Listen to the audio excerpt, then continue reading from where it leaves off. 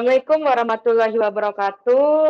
Saya ucapkan selamat datang dan terima kasih untuk kehadiran Bapak Ibu semua yang sudah berkenan hadir untuk kegiatan Novlik bulan Desember ini, yang mana sudah di akhir tahun nih, tinggal satu lagi satuan kerja setelah ini yang akan melakukan Novlik. Nanti akan kami informasikan jadwalnya. Ya, saya ucapkan terima kasih, selamat datang, dan hari ini kita akan Novlik bareng dari Departemen Operasi Kelautan yang akan diwakilkan oleh Pak Faisal. Sebelum kita memulai kegiatan ini, kita berdoa terlebih dahulu. Semoga nanti apa yang disampaikan oleh Pak Faisal ini dapat bermanfaat bagi Bapak Ibu semua. Ya, berdoa dipersilahkan.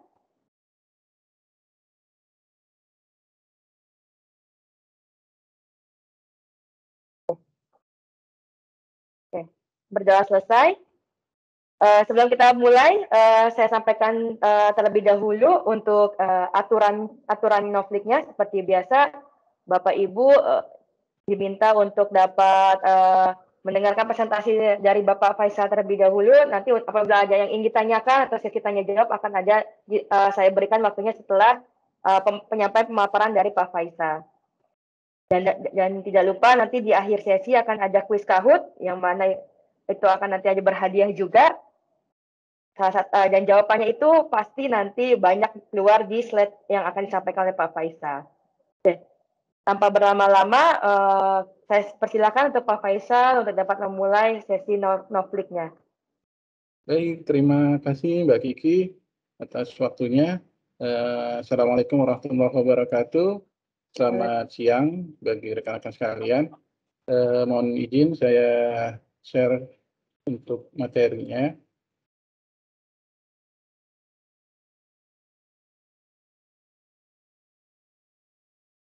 Apakah sudah terlihat Bapak dan Ibu? Terlihat Pak. Ya, baik. Saya izin untuk matikan kamera dulu biar Bapak bisa ini namanya.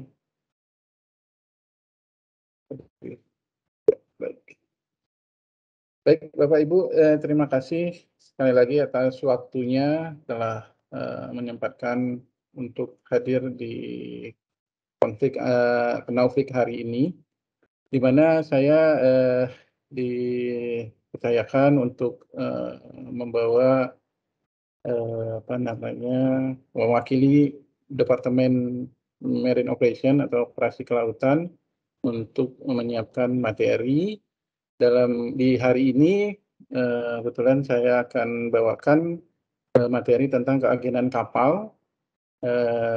Nantinya mungkin akan ada pemaparan sedikit dari saya. Di sini saya juga masih belajar, dan mungkin nanti kalau ada penyampaian kurang mungkin bisa ditambahkan oleh rekan-rekan dari Marine Operation. Ada Kapten Sagib, Pak Fajar, mungkin Kapten Simpson nanti akan gabung. Untuk selanjutnya akan saya mulai untuk materi keagenan kapal ini.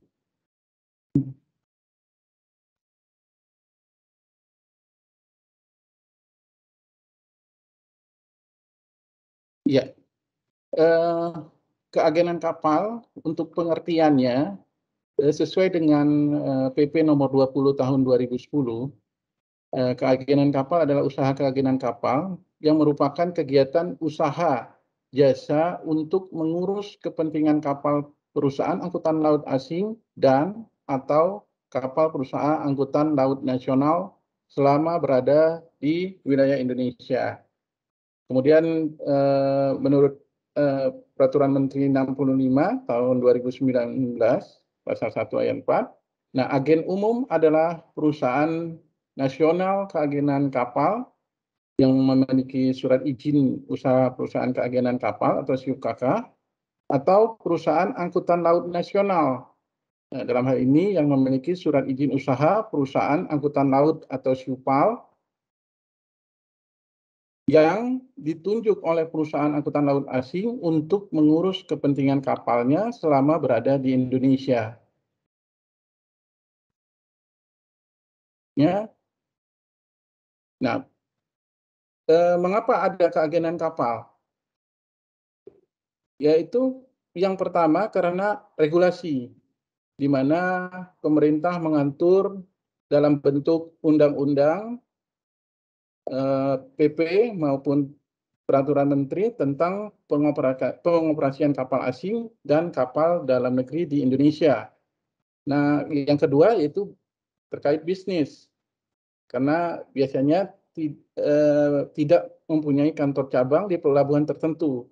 Jadi perusahaan-perusahaan pelayaran atau pemilik kapal itu biasanya tidak mempunyai kantor cabang di pelabuhan-pelabuhan tertentu, tidak seluruh pelabuhan yang mempunyai cabang. Yang kedua, servis atau kunjungan kapal yang tidak linear atau tramper atau non-reguler. Jadi kapal itu tidak tetap untuk kunjungan kapalnya di suatu pelabuhan ataupun di suatu terminal, sehingga butuh jasa keagenan kapal ini. Nah, seperti yang diutarakan sebelumnya, dasar hukumnya di sini ada Undang-Undang 17 tahun 2008 tentang pelayaran. Di situ di pasal 31 sampai 36 itu ada menyangkut tentang keagenan kapal. Kemudian Peraturan Menteri 93 tahun 2013 tentang penyelenggaraan perusahaan angkutan laut, di mana di situ terdapat jenis perizinan, tata cara pengajuan atau SOP, pengawasan, dan ketentuan-ketentuan lainnya. Kemudian Peraturan Menteri Nomor 24 tahun 2020 tentang integrasi pelayanan perizinan berusaha secara elektronik sektor perhubungan. Di situ terkait pengajuan melalui satu pintu atau OSS, kemudian integrasi Simlala dan OSS. Ini terkait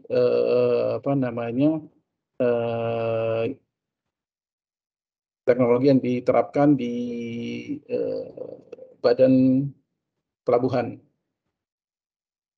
Kemudian ada PP nomor 20 tahun 2010 pasal 90 dan pasal 152 sampai 153.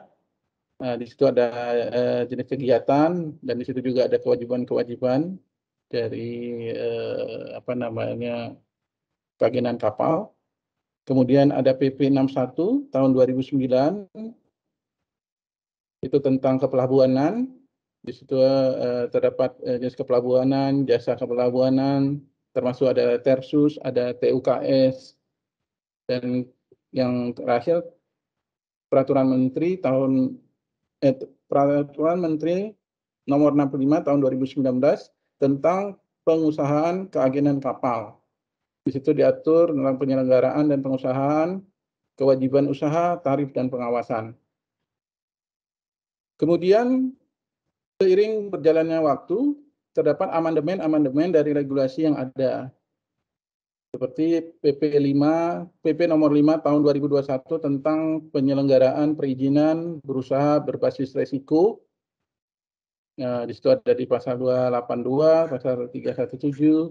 Kemudian ada peraturan pemerintah nomor 31 tahun 2021 tentang penyelenggaraan bidang pelayaran. Di situ ada di pasal 53 tentang kegiatan usaha keagenan kapal, termasuk operasional dan komersial.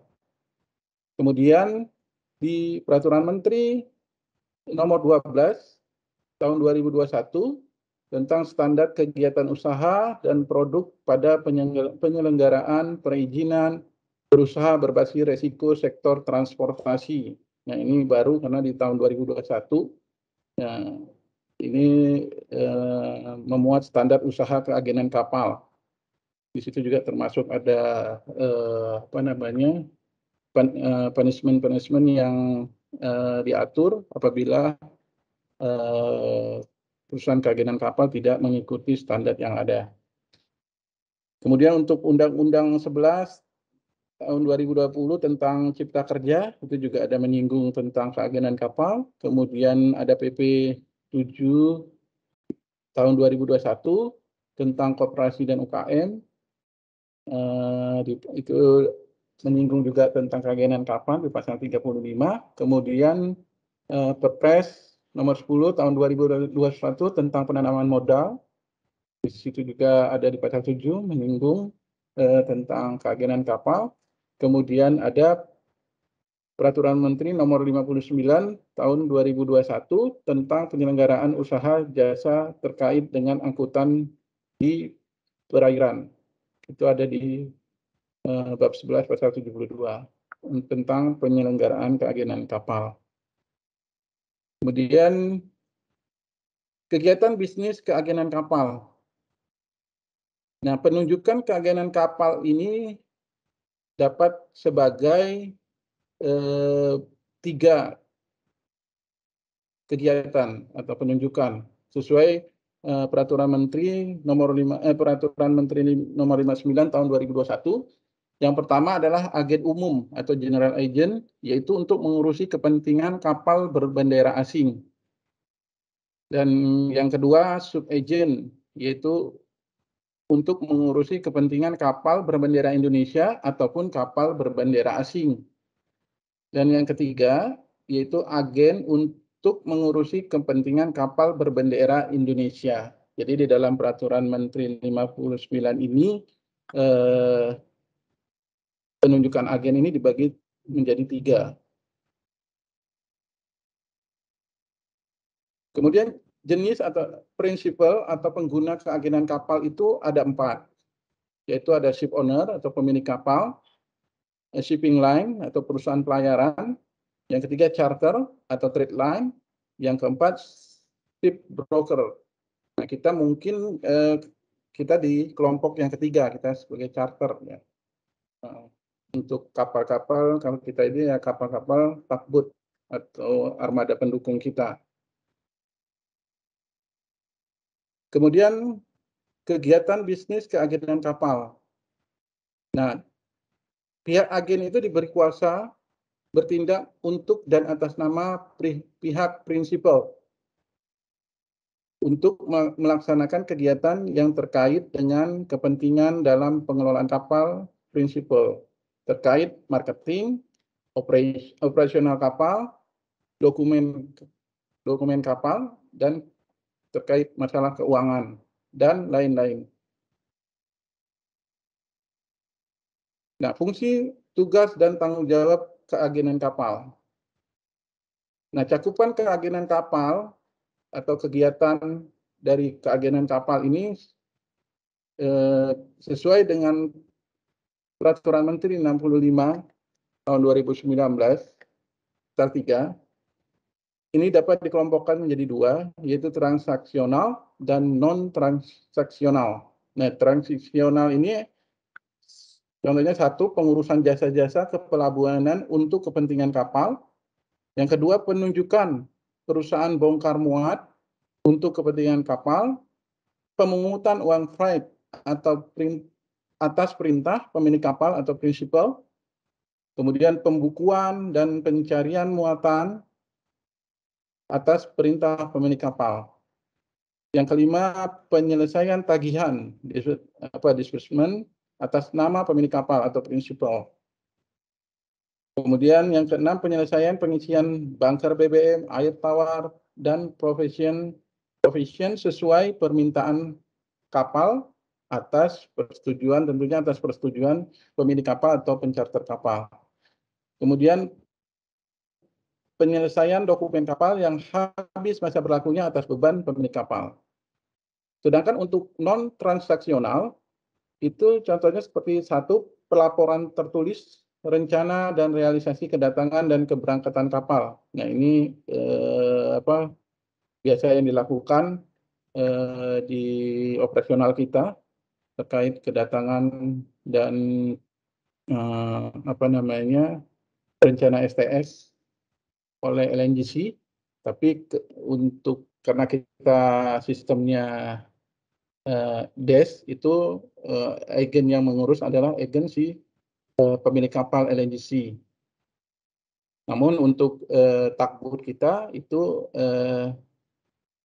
agennya kita ya yang mengurus masalah perizinan untuk pergerakan kapal. Nah, yang kedua ini adalah penyerahan dokumen kapal ke otoritas atau ke bandaran atau pelabuhan atau instansi-instansi terkait. Nah, jadi kapal itu prinsipnya kapal mau bergerak itu harus memiliki izin gitu. Jadi tidak seperti transportasi darat ya, kayak misalnya bus ataupun taksi gitu ya. Jadi mau kemana aja tinggal bergerak jalan gitu ya. Tapi kalau di kapal itu enggak. Jadi setiap pergerakan kapal itu harus memiliki izin. Bahkan untuk pergerakan misalnya dia mau bunker gitu dari jeti ke tengah gitu. Cuma jaraknya mungkin sekitar 300 atau 500 meter dari jeti itu secara aturan dia harus memiliki izin pengawasan untuk olahraga gitu. Sama sepertinya kayak kita STS gitu. Takbut kita kan ada 2 yang standby. Itu kalau STS harus ada izin pergerakan kapalnya gitu. Karena dalam STS memerlukan pergerakan kapal gitu. Sehingga setiap pergerakan kapal yang dilakukan harus diurus dulu izinnya. Maka kapal sebelum gerak, agen harus bergerak dulu gitu. Nah, sehingga kapal dapat beroperasi sesuai dengan aturan dan prosedur yang berlaku. Nah, sehingga itulah salah satunya mengapa kita membutuhkan jasa keagenan kapal gitu. Nah, lanjut kegiatan keagenan kapal non transaksional ini yang ketiga adalah penerbitan konesmen atau BL atas nama pemilik kapal atau prinsipal. Yang keempat, pemberian informasi yang diperlukan pemilik kapal atau prinsipal. Nah, ini karena keagenan ini kan dia sehari-harinya ini berhubungan dengan kesah bandaran gitu ya. Jadi banyak waktunya tuh di instansi-instansi terkait dengan dunia pelayaran sehingga informasi-informasi baru itu pasti dia lebih duluan dapat gitu. Nah, sehingga mereka diwajibkan atau ditugaskan apabila ada informasi-informasi yang mereka dapatkan harus diinformasikan kepada pemilik kapal atau prinsipal. Nah, mungkin ditambahkan lagi bahwasannya kenapa setiap pergerakan kapal itu dibutuhkan izin, karena setiap pergerakan kapal itu memiliki resiko. Sehingga harus ada pengawasan dari otoritas atau instansi terkait. Lebih kurang seperti itu. Lanjut, untuk contoh non-transaksional untuk kegiatan keagenan kapal, yaitu yang keempat, pemberian informasi, tadi udah. Kemudian yang kelima, pelaksanaan kegiatan lainnya yang disepakati oleh pemilik atau prinsipal. Jadi istilahnya keagenan ini ya hampir bisa dikatakan ya palu gada gitu ya. Nah, apa yang mau ya dia ada gitu. Tapi ada aturan-aturan lain yang harus diikuti gitu. Kemudian lanjut, mungkin materi dari saya cukupkan sekian. Mungkin nantinya kalau ada pertanyaan-pertanyaan yang muncul bisa kami jawab, atau nanti kalaupun tidak bisa akan kita carikan jawaban sesuai dengan yang ada. Terima kasih, saya kembalikan ke Mbak Kiki. Ya. Terima kasih Pak Faisal untuk penyampaian paparannya. Ya, sebelum masuk ke sesi tanya jawab, mungkin apakah ada dari tim operasi kelautan yang ingin menambahkan terkait materi yang disampaikan Pak Faisal? Dari Pak Fajar sama Pak Simpson belum bisa bergabung ya Pak Faisal ya? Oh iya, belum ada ya Kelihatannya Pak Simpson. seperti, iya kelihatannya belum, Mbak. Ya, silakan apakah dari Pak Sagib dan Pak Fajar Kurniawan, apakah ada yang ingin tambahkan? Kita langsung ke sesi tanya jawab saja nih. Silakan Bapak Ibu yang ingin bertanya bisa langsung raise hand. Akan nanti pertanyaannya akan coba dijawab oleh Pak Faisal.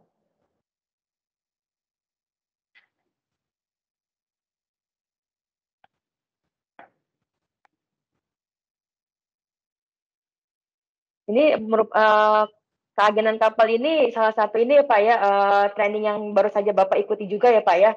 Dan alhamdulillah sudah selesai trainingnya dan sudah lulus juga ya Pak ya untuk training keagenan kapal ini Pak Faisal. Ya, lebih kurang seperti itu Mbak Vicky, untuk mengupdate informasi aturan-aturan yang berlaku di Indonesia ya Mbak, terkait keagenan kapal. Ini masih baru sekali ya Pak ya untuk trainingnya Pak ya, jadi masih hangat nih informasinya nih masih valid ya Pak. Baru kemarin November kan ya Pak ya selesai ya untuk trainingnya? Ya benar Mbak Vicky, kita November ya, bulan lalu.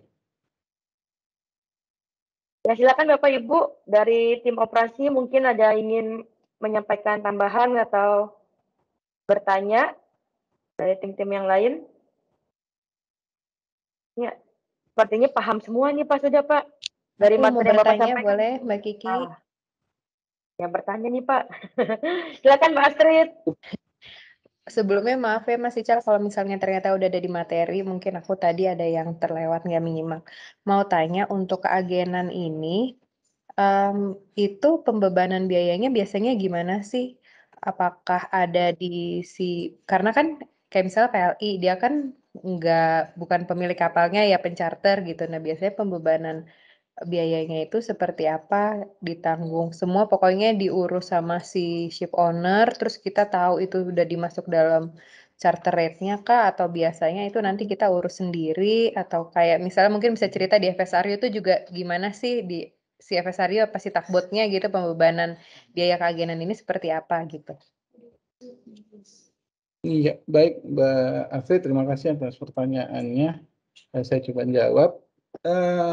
Untuk biaya keagenan ini biasanya yang sepanjang pengetahuan saya ini tergantung dari perjanjian kita dengan pemilik kapal kalau kita sebagai pencharter ya. Apakah kita dalam mencharter kapal ini apakah termasuk biaya keagenan atau kita mencatat kapalnya di luar biaya keagenan. Contohnya seperti kita untuk takbut-takbut, itu di dalam perjanjian kita memang sudah menyepakati bahwa untuk biaya untuk masalah keagenan kapal selama kapal itu di on hire itu menjadi tanggung jawab kita. Karena untuk pengurusan kapal itu kan apa namanya tinggal kesepakatan kita aja dengan pemilik kapal gitu. Kalau kita lihat untuk LNGC, karena kita kalau nggak salah kan sistemnya DES ya, jadi istilahnya LNG itu kita terima di tempat kita gitu, sehingga untuk transportasi termasuk LNGC-nya itu merupakan tanggung jawab dari pemilik muatan. Kita tahunya muatan tiba di tempat kita gitu, sehingga LNGC itu merupakan tanggung jawab dari pemilik kargo atau pemilik kapal. Yaitu kita nggak tahu ya kesepakatan antara misalnya kalau BP ya, BP antara BP dengan NYK bagaimana terkait keagenan kapal. Karena keagenan kapal ini kan lumayan banyak, ada termasuk pocas dan biaya-biaya izin-izin seperti SPB dan izin olah gerak, dan itu kan lumayan besar untuk tergantung GRT kapal gitu kan. Jadi itu di kita itu merupakan tanggung jawab dari pemilik muatan. Tapi seandainya kita pernah sekali, seingat saya itu yang cargo commissioning ya, untuk commissioning itu kita sistemnya FOB. Jadi kapalnya itu kita ngambil muatan di BP kalau nggak salah ya, BP tangguh. Nah, tapi itu kapal kita istilahnya gitu, kita yang mencari kapal, transportasi tanggung jawab kita gitu, sehingga biaya keagenan segala macam itu merupakan tanggung jawab kita gitu.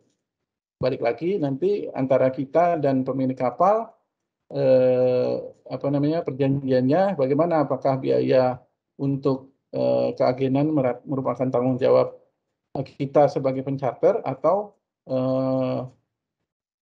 tanggung jawab pemilik kapal gitu. Lebih kurang seperti itu, Mbak Astrid. Mudah-mudahan bisa menjawab pertanyaannya. Siap Mas Ical, terima kasih. Berarti tergantung kesepakatan aja gitu ya? Nggak ada yang maksudku misalnya ada orang, kita ngurus sendiri aja, kalau yang ngurus mereka nanti harganya jadi mahal banget gitu-gitu. Maksudnya ada nggak sih preferensi kayak gitu juga tuh? Bisa jadi ada, Mbak. Cuma kan kita lihat lagi kayak seperti kita untuk menjalankan suatu keagenan ini, usaha keagenan kan harus ada izin nih, izin dan ada persyaratan-persyaratan yang harus kita penuhi untuk menjadi sebuah perusahaan keagenan kapal gitu. Kalau dulu agak lumayan berat karena harus ada memiliki beberapa kapal ya. Berapa jumlah GRT-nya itu ada. Tapi kalau sekarang memang dibagi dua. Kayak tadi kan keagenan kapal itu izinnya itu ada dua. Ada SIUPAL, surat izin usaha perusahaan pelayaran. Ada memang SIUP KK aja.